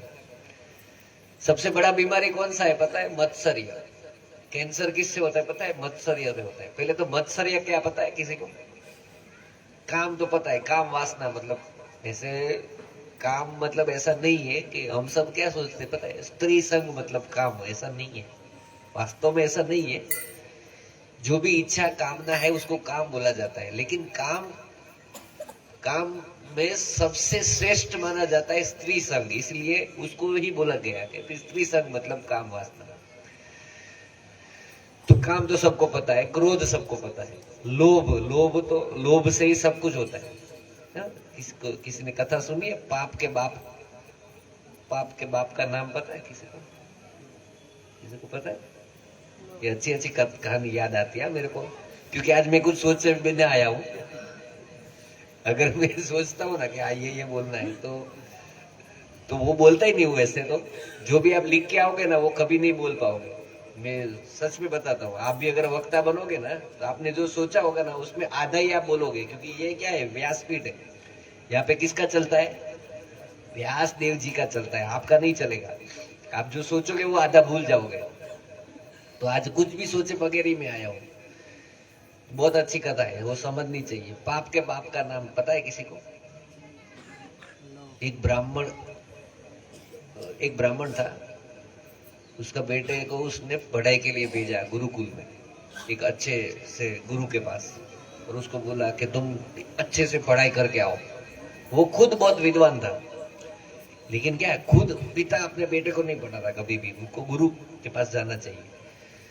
तो उसने भेजा कि मेरा ये दोस्त है, वो मेरे से भी ज्यादा प्रखर ज्ञानी है, तुम उसके पास सीखो। वो पूरा अध्ययन, पूरा शिक्षा लेके 10-12 साल के बाद वापिस आया। तो उसके पिताजी को लगा कि इसको चेक करते हैं कि ये कितना इसने ज्ञान प्राप्त किया है। तो वो ब्राह्मण ने अपने बेटे को ये बताया कि सीख के आगे सब कुछ। बोले हाँ, सारा वेद शास्त्र सब पढ़ लिया, सब सीख लिया, कैसे आचरण करना है सब सीख लिया है सर। ठीक है, कि एक सवाल मैं पूछता हूँ, उसका जवाब मुझे दे देना। पिताजी ने पूछा कि गुरु महाराज ने बताया पाप के बाप का नाम क्या है? अरे टेंशन में आ गया। अरे बाप रे, 12 साल तक पढ़ाई किया, पाप के बाप का नाम पता नहीं चला।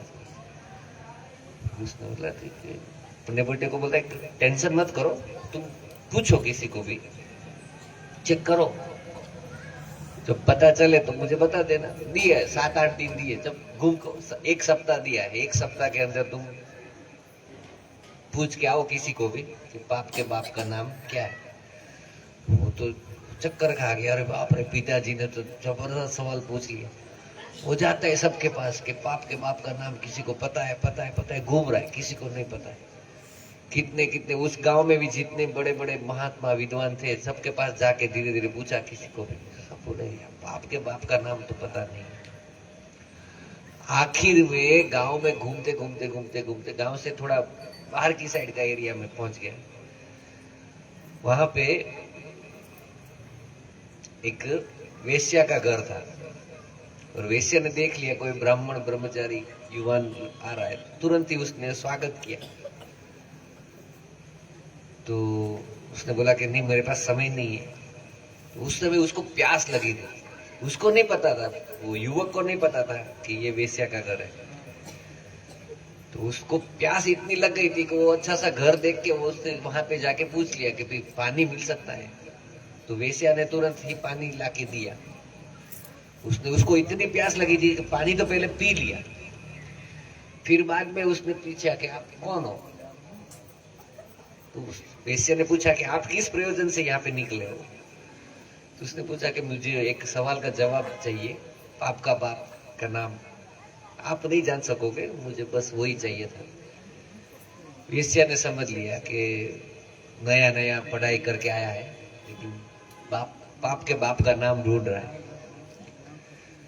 फिर वो ब्राह्मण युवक ने पूछ लिया था कि आप कौन हो? तो इसने जवाब दिया कि मैं वेश्या हूं। अरे ये सुन के उसको लगा, अरे बाप रे, ये पानी पी लिया मैंने इसका, अभी तो गंगा में जाके स्नान करना पड़ेगा, इसके हाथ का पानी पी लिया, कितना गायत्री करना पड़ेगा, मुझे शुद्धिकरण करना पड़ेगा।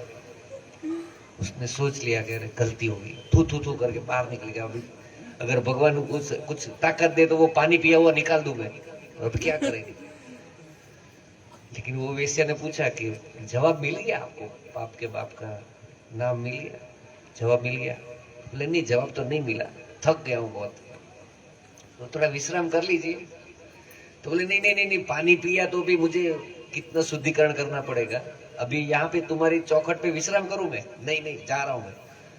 तो वेश्या बोलती है अभी शुद्धिकरण तो करना ही है, थोड़ा बैठ के जाओ, मैं 1 सोना मोर दे दूंगी।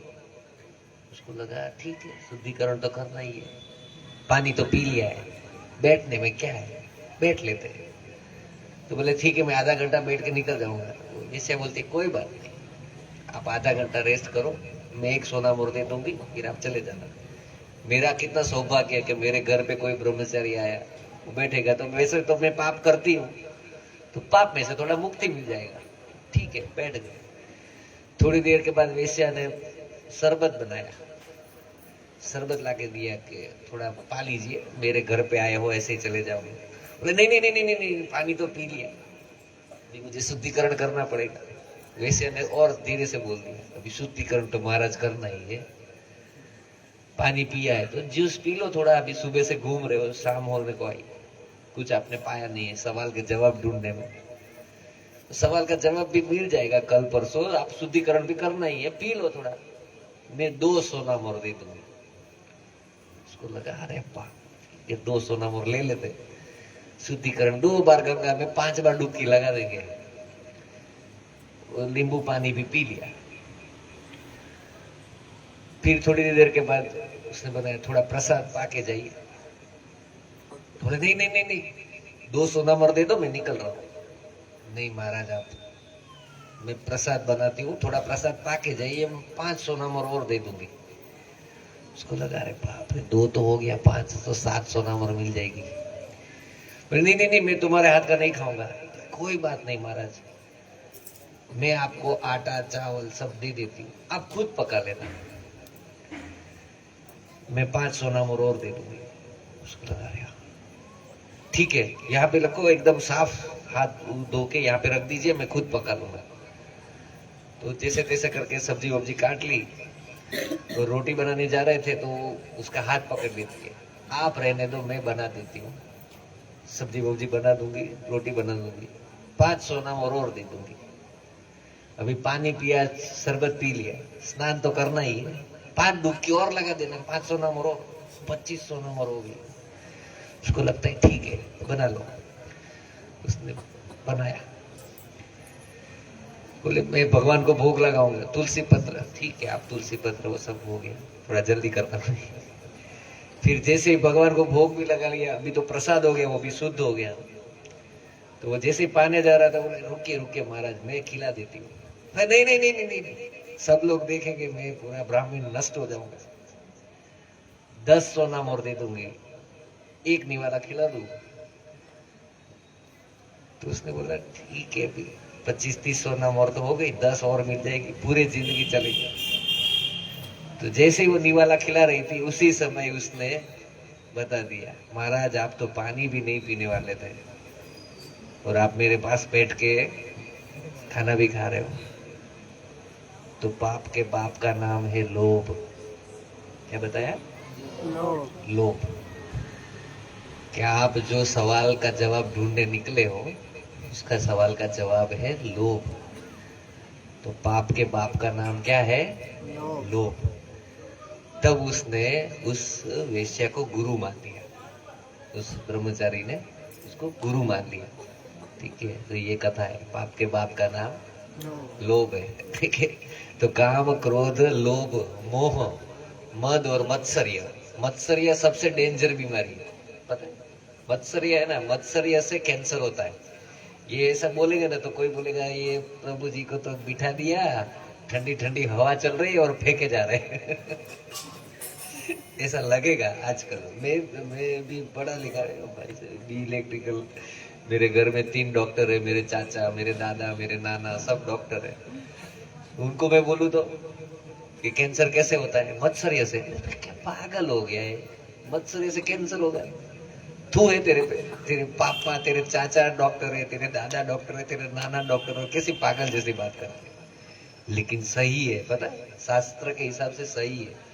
पहले तो मत्सर्य का वो ही पता नहीं किसी को, काम क्रोध लोभ तो पता है, मोह भी पता है, चलो किसी के प्रति मोह, तो मोह पता है। मद, मद मतलब आलस, मद वो भी एक प्रॉब्लम है, बीमारी है। मद से भी बहुत सारी बीमारी होती है, लेकिन सबसे डेंजर है मत्सर्य। और कलयुग में चारों तरफ मत्सर्य। मत्सर्य क्या है किसी को पता है? मत्सर्य, मत्सर्य पता है किसी को? नहीं पता है? पता है आपको? पता है किसी को? उसको एग्जाम्पल के साथ बताता हूँ। जो टीवी में जो सीरियल आती है ना, वो सारी मत्सर्य से भरी रहती है। खास करके वो कौन सी सीरियल आती है पता है? कौन से चैनल में? Star plus. स्टार प्लस में है ना, मत्सर्य आता है, सब जगह मत्सर्य भरा रहता है। कैसा मत्सर्य किसको बोलते हैं? मुझे आपको एक एग्जांपल देना पड़ेगा। मतलब मेरे घर पे मेरे पास गाड़ी है छोटी सी, मारुति अल्टो छोटी सी, तो मैं खुश हूं। लेकिन अगर मेरे बाजू वाला बड़ी डिजायर गाड़ी लेके आया, मारुति डिजायर जो अल्टो से थोड़ी बड़ी है, तो उसकी गाड़ी देख के मुझे लगेगा अरे बाप, मेरी गाड़ी में मजा नहीं है। अरे मेरे पास तो मेरी गाड़ी है, अच्छी चल रही है, अच्छा एवरेज दे रही है, लेकिन उसकी गाड़ी देख के क्या होगा, मुझे ईर्ष्या होगी। पहले तो क्या होगा, ईर्ष्या। उसकी गाड़ी देख के मुझे ईर्ष्या होगी, यार मुझे भी नई गाड़ी लेनी पड़ेगी, ये मेरे से बड़ी गाड़ी लेके आया। वो होता है ईर्ष्या। वो ईर्ष्या होते होते फिर जलन होती है, दूसरे के ऊपर जलन।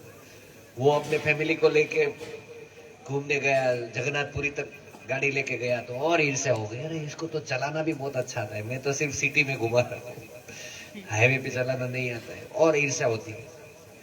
लेकिन ये ईर्ष्या बढ़ते बढ़ते बढ़ते बढ़ते, मतलब ईर्ष्या की जननी है वो है उसकी पिता का पिताजी कौन है पता है, उसका नाना है मत्सर्य।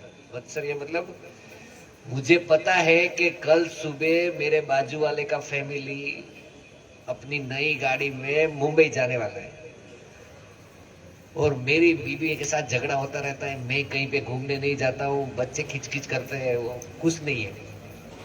बाजू में सब लोग तैयार हो रहे हैं, शाम को बोल रहे हैं कि हम कल सुबह जा रहे हैं मुंबई, मुंबई, आपको जलन हो रही है।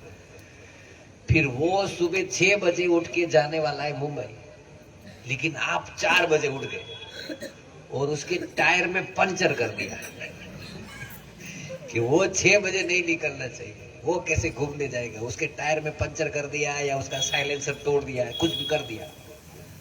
तो ये क्या है पता है, ये है मत्सर्य। इसको क्या बोलते हैं, मत्सर्य। पहले शुरू होता है ईर्ष्या, ईर्ष्या बढ़ बढ़ के मत्सर्य, किसी और को आप परेशान तक करने लगो ना, ये है मत्सर्य। और पूरे दुनिया में अभी जितनी बीमारी है ना, ये मत्सर्य के ऊपर है। ऋग्वेद में बताया गया है कि हानिकारक बीमारियां होती है ना, जो विषाणु से, मतलब कोई आपका शरीर का अंग कैंसर ग्रस्त हो जाएगा, या सड़ने लगेगा, या डिप्रेशन में कोई आदमी आत्महत्या कर लेगा, ये सब बीमारी किससे होती पता है, मत्सर्य से होती है। अगर आपके हृदय में मत्सर्य नहीं है तो आपको ये बीमारी नहीं होगी, गारंटी नहीं होगी। लेकिन ये आज सनातन धर्म के बारे में, मतलब आधुनिक युग के डॉक्टरों को ये समझ आने में मुश्किल हो जाती है। ठीक है, वापिस आ जाते हैं। तो हमारे शास्त्र में बहुत अच्छे से समझा गया है। तो भगवत गीता के एक श्लोक को मैंने आपको बता दिया, अहम वैश्वानरो भूत्वा प्राणी नाम देहमासितः प्राणापान समायुक्त पचामि अन्नम चतुर्विधम। मैं सभी जीवों के जठर में जठराग्नि के रूप में रहता हूं, और सबके श्वासोश्वास की प्रक्रिया के द्वारा 4 प्रकार के अन्न का पाचन करता हूँ। 4 प्रकार के अन्न तो आपको सबको पता ही है ना। 4 प्रकार के अन्न कौन कौन से हैं, रोटी सब्जी दाल चावल राइस दाल, है 4, वही 4 प्रकार के ना। तो पिज्जा खाएंगे तो भगवान छुट्टी कर देंगे। तो कौन से 4 प्रकार के अन्न, हम 4 प्रकार के अन्न खाते हैं। देखो हम कितने साल से खा रहे हैं, कितने साल से, आप 25-30 साल से खा रहे हो, आपको पता है 4 प्रकार के अन्न, बोलो हम खा रहे हैं, हमको ही नहीं पता। 4 प्रकार के अन्न का पाचन करते हैं भगवान। वो साइंटिफिकली भी प्रूव है कि 4 प्रकार के अंतःस्त्राव उत्पन्न होते हैं, जो साइंस को, अगर कोई मेडिकल यहाँ पे पढ़ने वाला हो तो उसको वो भी बोलेगा हाँ हमको भी वही सिखाया गया है। 4 प्रकार के अन्न का 4 प्रकार के अंतःस्त्राव उत्पन्न होते हैं। कौन कौन सा पता है 4 प्रकार? 4 प्रकार समझो, चबा के खाने का, कुछ चूसने का, कुछ चाटने का, और कुछ निगल जाने का। 4 प्रकार हुआ। कुछ चीजें हम चबा के खाते हैं, क्या रोटी सब्जी चबा के खाते हैं। कुछ पीते हैं तो लस्सी हम पी लेते हैं। कुछ चाटते हैं, आचार है ना वो चाटते हैं ना, थोड़ा थोड़ा, वो पूरा इतना नहीं खाए तो बीमार हो जाओगे, थोड़ा थोड़ा वो चाटते हैं। वो चाटने का, चूसने का, चबाने का और निगल जाने का। राइस दाल है, गया अंदर जो होगा वो तो वो निगल जाते हैं ना। तो ये 4 प्रकार है। पचामि अन्नम चतुर्विधम, स्वयं भगवान बताते हैं, अहम वैश्वानरो भूत्वा प्राणिनाम देहमाश्रितः प्राणपान समायुक्तः पचामि अन्नम चतुर्विधम। 4 प्रकार के अन्न का मैं पाचन करता हूँ। तो ये भगवान हमको बताते हैं। उसी प्रकार हमने एक श्लोक सीखा, टोटल कितने श्लोक है? 700। तो बस ऐसे धीरे धीरे 699 श्लोक करते हैं, ठीक है ना। सुबह मंगला आरती, कल तो एकादशी है ही, वैसे भी छुट्टी है। आज तो प्रसाद नहीं लेना है ना, एकादशी के अगले दिन रात को भी नहीं लेना चाहिए, नहीं लेना चाहिए। मैंने तो दोपहर को ले लिया, मैंने बोला श्यामदास प्रभु जी को बोल दिया, मैं आप ऐसे दिन बुलाते हो, मैं प्रसाद ले ही नहीं पाऊंगा आपके। कभी कभी एकादशी के दूसरे दिन बुला लेते हैं, क्या अगले दिन बुलाते हैं, एकादशी के दिन बुला लेते हैं। पिछले कितनी बार से मैं इधर आ रहा हूं, मैं कभी प्रसाद नहीं लिया, आज भी नहीं लूंगा, क्योंकि मैं अभी अन्न नहीं खाऊंगा। सोच में मुझे सोच के बुलाते हैं, पूरी से आने दो, मैं पकड़ता हूं उनको, ऐसे दिन पे ही मेरे को बुलाते हैं। तो सुबह तक 699 श्लोक कर देते ना। किसी को जल्दी नहीं है ना, वो प्रभु जी पीछे से इशारा कर रहे थे। ठीक है, नहीं मैं सोच के आया हूं कि आपको पूरी भगवत गीता का फल दे दूंगा, लेकिन हमारे शास्त्र में शॉर्टकट भी है। ठीक है, मैं दे के जाऊंगा पक्का, मैं सोच लिया तो दे के जाऊंगा। चतुश्लोकी भगवत गीता, 4 श्लोक बोलो, पूरी भगवत गीता का फल मिल जाएगा। जैसे 4 चतुश्लोकी भागवतम होता है, 4 श्लोक सुन लीजिए, पूरे भागवतम का फल मिल जाएगा। शॉर्टकट भी है सब हमारे पास। सनातन धर्म ऐसे फालतू थोड़ी है, सब शॉर्टकट है। कोई अगर मर रहा है, उसको पूरी भगवत गीता सुनानी है, 4 श्लोक सुना दो। और ये आप 4 श्लोक याद रख लो, हर रोज नहाने के बाद, नहाने से पहले कभी भी 4 श्लोक गुनगुना लो। 4 श्लोक एक बार बोल दो, रट्टा मार लो, याद रख लो। वो चित्र को भी सोचेगा, ये साला कितना मांस मच्छी खाया, पर हर रोज 4 श्लोक बोलता था, इसको कुछ नहीं कर सकते। ऐसे मत के, मतलब ऐसा कहना शुरू मत कर देना। लेकिन और कुछ भी पाप किया हो, हमारे से पाप तो होते ही रहते हैं प्रतिदिन। प्रतिदिन हम पाप करते हैं ना। जब जगन्नाथ जी के पहिए और रथ यात्रा का रथ का रस्सी पकड़ते हैं तो सारे पाप धुल जाते हैं। फिर हम फिर से शुरू कर देते हैं, नेक्स्ट ईयर फिर से पकड़ लेते हैं। हर साल धोते रहते हैं ना। जैसे रथ पकड़ लेंगे, जगन्नाथ जी का रथ का पहिया के रस्सी पकड़ेंगे, सारे पाप धुल जाएंगे। रथ यात्रा खत्म होने के रात को ही, वापस आते टाइम ही रिक्शा वाले के साथ ही झगड़ा हो जाएगा। पाप शुरू। फिर वो पाप कब धोएंगे? नेक्स्ट ईयर रथ यात्रा में।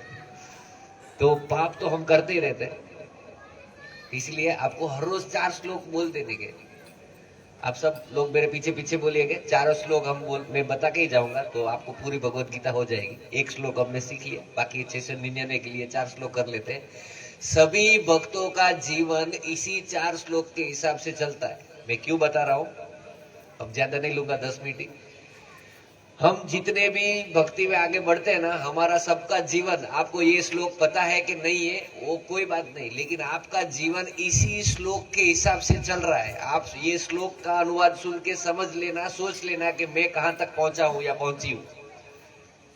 पहला श्लोक में आपका 25% भक्ति हो गया, दूसरे श्लोक में 50%, तीसरे श्लोक में 75%, वो चौथे श्लोक में आपका पूर्ण भक्ति हो जाएगा।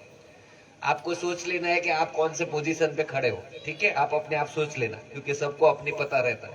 ठीक है, मैं कितना काला हूं मुझे पता ही है। यहाँ पे स्कैनिंग करेंगे ना, किसी का दिमाग कितना काला है, इसका स्कैनर घुमाओगे ना, सबसे काला मेरा ही निकलेगा। दिख रहा है अच्छा अच्छा कपड़े पहन के बैठा है, लेकिन अंदर से काला कौन कितना है सबको खुद को ही पता रहता है। ठीक है, तो 10वें अध्याय का 8, 9, 10, 11 पहले एड्रेस, लोकेशन देना पड़ता है ना। हम ये गूगल मासी बताती है, लोकेशन को ले जाती है। तो ऐसे ही पहले एड्रेस बता देता हूं। अध्याय 10, श्लोक संख्या 8, 9, 10, 11। 10वां अध्याय, श्लोक संख्या 8, 9, 10, 11, चतुश्लोकी भगवत गीता। मेरे 8वां नंबर का श्लोक, मेरे पीछे पीछे बोलिए। हम सर्वस्य प्रभवो। देखो, भगवत गीता है, अनुष्टुप छंद में है पूरी, 4 टुकड़े में सारे श्लोक है, सबसे सरल। संस्कृत सबको आता है, आप सब लोगों को आता ही है। ठीक है, संस्कृत तो उड़ीसा से थोड़ा, उड़िया से थोड़ा कम, उड़िया तो बहुत कठिन है, उससे तो कम कठिन है संस्कृत। ठीक है, वो उड़िया में तो जलेबी दिखता है सब। तो अहम वैश्वानरो, अहम सर्वस्य प्रभवो मत्त सर्व प्रवर्तते इति मत्वा भजन्ते माम बुधा भाव समन्विताः। अगर आपके पास मोबाइल है ना, तो मोबाइल में BG 10.8 ऐसा लिखोगे ना, BG 10.8 ऐसा लिखोगे ना, तुरंत वो श्लोक आ जाएगा। गूगल मासी को सब पता है। तो अच्छे से अनुष्टुप छंद एकदम सरल है, किसी भी श्लोक को 4 टुकड़े में बोल सकते हैं। संस्कृत में बहुत सारे छंद है, वसंत तिलका, शार्दुल विक्रीडित। वसंत तिलका में 18 पद होते हैं, शार्दुल विक्रीडित में 19 शब्द होते हैं, वो सबसे कठिन है। ये तो सबसे सरल है, एक पद में सिर्फ 4 8 टुकड़े बस। अहम सर्वस्य प्रभवो मत सर्व प्रवर्तते, सिर्फ 8 अक्षर को याद रखना है आपको। अहम सर्वस्य प्रभवो मत सर्व प्रवर्तते इति मत्वा भजन्ते माम बुधा भाव समन्विताः। ये पहला श्लोक, आप अनुवाद सुन लीजिए, बाद में अच्छे से याद रह जाएगा।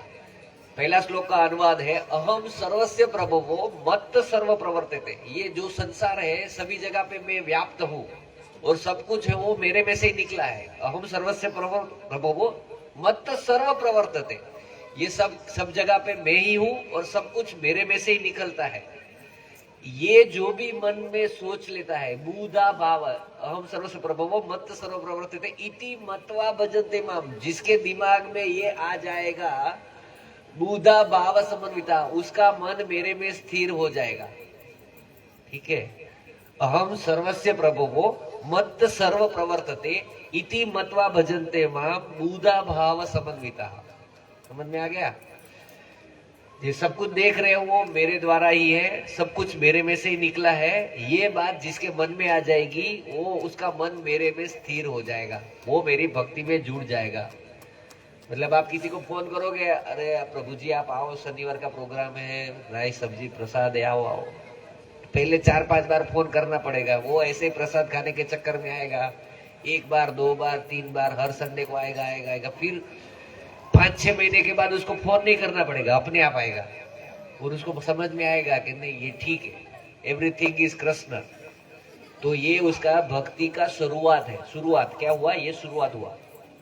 ठीक है, अभी आपको समझ में आ गया? अभी फटाफट, अहम सर्वस्य प्रभवो मत्त सर्व प्रवर्तते इति मत्वा भजन्ते माम बुधा भाव समन्विताः। अभी उससे थोड़ा आगे बढ़ेंगे तो मत चित्ता मतगत प्राणा, च को 2 बार बोलना है, मत चित्ता मत चित्त मत चित्ता मतगत प्राणा बोधयन्त परस्परम कथयन्तश्च मां नित्यम तुष्यन्ति च रमन्ति च। मत चित्ता मतगत प्राणा बोधयन्त परस्परम कथयन्तश्च मां नित्यम तुष्यन्ति च रमन्ति च। अभी कोई व्यक्ति धीरे धीरे आएगा, 6-7 महीना होगा, 1 साल हो गया, फिर वो उसको मजा आएगा, फिर वो बोले संडे कहाँ जाना है, मंदिर जाना है। किसी का इनविटेशन कार्ड आएगा, संडे शादी है तो बोले अरे यार संडे शाम को तो राधा दामोदर राधा श्याम सुंदर उधर ही जाएंगे, वहां पे खिचड़ी प्रसाद जो भी है। और कभी कभी किसी का शादी होता है नया नया, तो बीवी बोलती है आप हर संडे उधर ही ले जाते हो, कहीं और ले जाओ। तो समझ लो कहीं और चला भी गया, लेकिन वो ट्रैफिक में फंसेगा या पुलिस वाला पकड़ेगा या किसी से झगड़ा होगा, फिर रात को सोचेगा अरे यार इसे तो अच्छा है मंदिर गए होते तो अच्छा होता। नहीं होता? होता है कभी कभी, अरे यार यहाँ कहाँ उलझन में फंस गए, या चाबी खो जाएगा, कुछ भी होगा। और रात को सोते सोते सोचेगा अरे यार इससे तो अच्छा है मंदिर गए होते। फिर पत्नी को बोलता है नेक्स्ट संडे कुछ बोलना मत, मंदिर ही जाना है। 2-3 अनुभव ऐसा हो जाता है, लेकिन 2-3 साल हो गए, उसके बाद में फिक्स हो गया संडे मतलब मंदिर। कितना भी इनविटेशन कार्ड हो, शादी हो, उसको शादी वाले को फोन करेगा, यार तू तेरी शादी थोड़ा दूसरे दिन करना, मुझे मंदिर जाना। क्योंकि उसको इतना मजा आता है। मतलब ये सेकंड पोजीशन आ गया। दूसरा श्लोक, मत चित्ता मतगत प्राण, जिसका चित्त मेरे में परोया रहता है, जिसके प्राण मेरे में अटके रहते हैं, मत चित्ता मतगत प्राण बोधयन्त परस्परम। ऐसे भक्त जब मिलते हैं तो मेरे बारे में बात करते हैं, और कुछ इधर उधर की बातें, फिल्म की बातें नहीं करते हैं, भगवान की बातें करते हैं। भक्त फिर भक्तों के साथ इतना मजा आएगा कि वो अपने फैमिली से इतना नहीं जुड़ेगा, इतना भक्तों के साथ जुड़ जाएगा। हाँ, उसको अपने फैमिली के प्रोग्राम में इतना मजा नहीं आएगा जितना यहाँ पे मजा आएगा। ऐसा जिसका 2 साल हो गया है उसको ये अनुभव हो गया होगा कि उसको अपने फैमिली के प्रोग्राम में भी इतना मजा नहीं आएगा जितना मजा यहाँ पे आएगा। मच्चिता मदगत प्राणा बोधयन्त परस्परम कथयन्तश्च मां नित्यम, मेरे बारे में कथा करता रहता है। तुष्यन्ति च रमन्ति च, तुष्ट मतलब संतुष्ट होना, रमन्ति मतलब आनंद प्राप्त करना।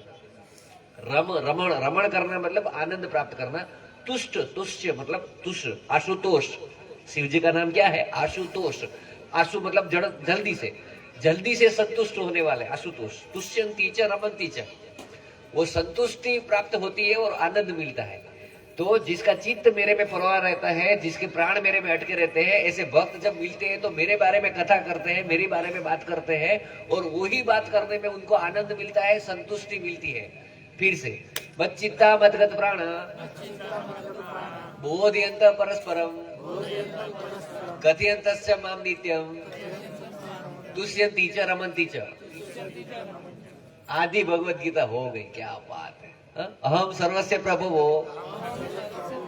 मत्त सर्व प्रवर्तते इति मत्वा भजन्ते माम बुधा भाव समन्विताः मच्चिता मद्गत प्राण बोधयन्त परस्परम कथयन्तश्च माम नित्यम तुष्यन्ति च रमन्ति च।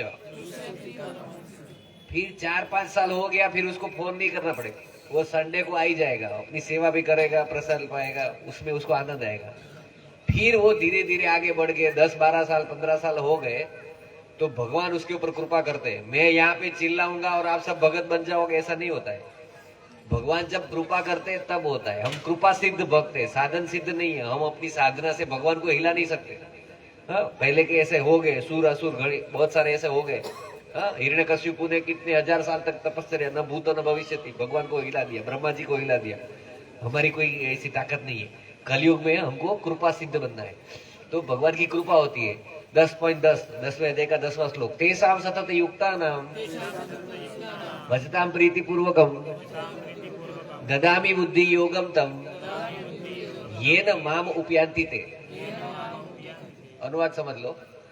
तेषां सतत युक्ता नाम, जो सतत मेरे बारे में चिंतित रहता है, वो सब हमेशा भगवान के बारे में सोचता रहता है। भगवान को सुबह दूध पिलाना है, मक्खन खिलाना है, कहीं पे घूमने गए तो फ्रूट, अच्छा फ्रूट देखा, किसके लिए? भगवान के लिए। कहीं पे देखा आभूषण, वस्त्र आभूषण देखे तो किसके लिए? भगवान के लिए। कुछ नई चीजें किसके लिए? भगवान के लिए। घर पे नया सोफा आया तो किसको बिठाया? पहले भगवान को बिठाया। तो हमेशा मेरे बारे में सोचता रहता है। तेषां सतत युक्तानां भजतां प्रीतिपूर्वक मेरा भजन करता है, जबरदस्ती नहीं, प्रीतिपूर्वक, प्रेम पूर्वक। भजतां प्रीतिपूर्वकम ददामी बुद्धि योगम, ददामी मैं देता हूँ, ददामी बहुत संस्कृत बहुत सरल है। ददामी बुद्धि योगम तम, मैं उनको ऐसा बुद्धि योग देता हूँ, ये न माम उपयाति थे, वो मुझे प्राप्त कर सके। तेषां सतत युक्तानां भजतां प्रीतिपूर्वकम ददामी बुद्धि योगम तम ये न माम उपयान्ति थे। ये मजा नहीं आ रहा, आप अकेले माता जी बोलो सब लोग। तेषां सतत युक्तानां, प्रसाद मिलेगा, बोलोगे तो बाद में। भजतां प्रीति पूर्वकम ददामि बुद्धि योगम तम येन माम उपयान्ति ते। जो नहीं बोलेगा ना, उसको बहुत बुरे बुरे ख्वाब आएंगे, मैं बोल देता हूँ। फिर से सब लोग साथ में बोलो। अहम सर्वस्य प्रभवो मत्त सर्व प्रवर्तते इति मत्वा भजन्ते माम बुधा भाव समन्विताः। मतलब डराना जरूरी है, डरेंगे तो ही कोई क्या लाठी देखेगा। जो नहीं बोलेगा ना, उसको इतने डरावने सपने आएंगे ना, पूरी रात सुबह मेरे को फोन करना पड़ेगा आपको। इसलिए सब लोग बोलो, अहम सर्वस्य प्रभवो मत्त सर्व प्रवर्तते इति मत्वा भजन्ते माम बुधा भाव समन्विताः मच्चित्ता मद्गत प्राण बोधयन्तः परस्परम कथयन्तश्च माम नित्यम तुष्यन्ति च रमन्ति च। तेषां सतत युक्तानां भजतां प्रीतिपूर्वकं ददामि बुद्धि योगम तम येन माम उपयान्ति ते। यहाँ तक पहुंच सकते हैं। उसके बाद में आखिरी श्लोक है, वो हमारे लेवल के बाहर है। जो महाराज है, जो संतगण है, जो जगन्नाथपुरी, वृंदावन, मायापुर में रहते हैं, जिसको दुनिया से कुछ लेना देना नहीं है, उस लेवल तक पहुंच गए। उसके लिए चौथा श्लोक है, तीसरे श्लोक तक पहुंच गए आपका भक्ति यात्रा, तो भी ठीक है। चौथा श्लोक है तेषामेवानुकंपार्थम, मैं बाद में बोलता हूँ, समझा देता हूँ बाद में। तेषामेवानुकंपार्थम अहम अज्ञान जमतमः नास्यामि आत्मभावस्तु ज्ञान दीपेन भास्वता। मतलब जब उसका भक्ति, मैं उसको भक्ति योग देता हूँ और वो भक्ति में जुड़ जाता है, उसमें इतना डीपली, इतना वो अंदर उतर जाता है भक्ति के अंदर, तो तेषामेवानुकंपार्थम, उसके ऊपर अनुकंपा करके, उसके ऊपर विशेष कृपा करके, उसके हृदय में सारे अंधकार को, अज्ञान रूपी अंधकार को मैं दूर करता हूँ और ज्ञान रूपी दीपक को प्रज्वलित करता हूँ। उससे उसको साक्षात्कार, मतलब मेरा साक्षात्कार होता है। तेषामेवानुकंपार्थम अहम अज्ञान जमतम नास्यामि आत्मभावस्तु ज्ञान दीपेन भास्वता। उसके अंदर ज्ञान रूपी दीपक को मैं प्रज्वलित करता हूँ, अज्ञान रूपी अंधकार को दूर करता हूँ। तो चौथा श्लोक दोहराइए मेरे पीछे पीछे। तेषामेवानुकंपार्थम अहम अज्ञान जमतमः नास्यामि आत्मभावस्तु, मतलब जन्म मृत्यु के चक्कर को निकाल देता हूँ। नास्यामि आत्मभावस्तु ज्ञान दीपेन भास्वता। ठीक है, धन्यवाद। अभी चारों श्लोक एक बार, आखिरी बार। आपका भगवद गीता कितनी बार पढ़ लिया आपने, धन्य हो सबके सब है। कितनी बार पढ़ लिया पूरा भगवद गीता, 5-6 बार पढ़ लिया। अब तो कुछ को मतलब चित्रगुप्त भी सोचने लगेगा इसको क्या करें, इसको सबको वैकुंठ भेज देते। अहम सर्वस्य प्रभवो मत् सर्व प्रवर्तते इति मत्वा भजन्ते माम बुधा भाव समन्विताः मच्चित्ता मद्गत प्राणा बोधयन्त परस्परम कथयन्तश्च मां नित्यं तुष्यन्ति च रमन्ति च तेषां सतत युक्तानां भजतां प्रीतिपूर्वकं ददामि बुद्धि योगं तं येन माम् उपयान्ति ते। तेषामेवानुकंपार्थम अहम अज्ञान जमतमः नास्यामि आत्मभावस्तु ज्ञान दीपेन भास्वता। भगवद गीता की, भगवद गीता का महात्म्य के 7 श्लोक है, उसमें आखिरी श्लोक है एकम शास्त्रम देवकी पुत्रम गीतम एको देव देवकी पुत्र एव, एको देव देवकी पुत्र एव, एको नाम तस्य नामनि यानि कर्मापि यस्य तस्य देवस्य सेवा। एक ही शास्त्र कौन सा? देवकी पुत्र का गीत, भगवद गीता। एक ही देव कौन? देवकी का पुत्र। एक ही कार्य उसका, उसकी सेवा, और एक ही मंत्र हरे कृष्णा कृष्णा कृष्णा हरे हरे, हरे राम राम राम हरे। सब कुछ एक के अंदर अवेलेबल है। ठीक है, जैसे हमको सबको ऐसा लगता है ना कि सब लोग हम बाहर शॉपिंग करने जाएंगे, कुछ माता जी ने दिया है, वो करियाना लाने का दिया है, फिर सब्जी लेने का दिया है, तो कहाँ जाएंगे? अरे शॉपिंग मॉल में जाते हैं, सब कुछ मिल जाएगा, सब्जी भी मिल जाएगी, सब्जी तरकारी मिल जाएगी, फिर किराना भी मिल जाएगा, सब कुछ मिलता है ना शॉपिंग मॉल में। आजकल ऐसा कलयुग में ऐसा आ गया, एक शॉपिंग मॉल के अंदर सब मिलता है। आजकल तो ऐसे शॉपिंग मॉल है ना, सब कुछ मिलता है, मतलब गुरु के अलावा सब मिलता है। अंदर ढूंढोगे तो पत्नी भी मिल जाएगी। वो बार बार जाएगा तो किसी लड़की सोचेगी अरे इतना बार आता है, अच्छा लड़का है, शादी करूंगा। तो मतलब ऐसे शॉपिंग मॉल है कि पति पत्नी पुत्र सब मिलते हैं, सिर्फ गुरु के नहीं मिलते। बाकी शॉपिंग मॉल इतने बड़े बड़े हो गए, सब मिल जाता है। तो व्यास देव जी को पहले से पता था कि सबको एक ही अंदर चाहिए, एक के अंदर ही। इसीलिए व्यास देव जी ने गीता महात्म्य में लिख दिया एकम शास्त्रम देवकी पुत्रम गीतम एको देवो देवकी पुत्र एवो एको मंत्र तस्य नामानि यानि कर्मापि यस्य तस्य देवस्य सेवा। ये गीता महात्म्य का 7वें नंबर का श्लोक है। एक ही शास्त्र, देवकी के पुत्र का गीत, एक ही देव, एकम देवो देवकी पुत्र एव मतलब कंफर्म, एक ही सेवा, उनकी सेवा, और एक ही मंत्र, उनका मंत्र। धन्यवाद, आप सब लोगों ने मुझे बहुत सहन किया। हरे कृष्णा कृष्णा कृष्णा हरे हरे, हरे राम राम राम हरे हरे। फिर आप दोबारा बुलाओगे नहीं मेरे को, वरना